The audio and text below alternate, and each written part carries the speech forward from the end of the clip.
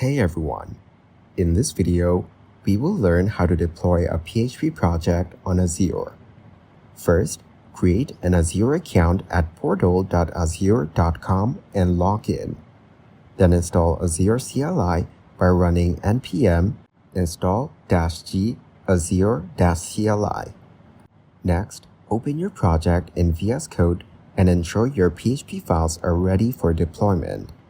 Create an app service plan in the Azure portal and select a PHP-compatible region. Now, create a web app within the app service, selecting PHP as the stack. Initialize Git in your project folder using git init if it's not already a Git repository. Now add your Azure remote by running git remote. Add Azure deployment URL.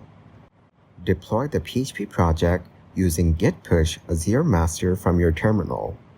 Now visit the live URL provided by Azure to see your PHP application deployed. Thanks for watching. Don't forget to like and subscribe to see more content like this.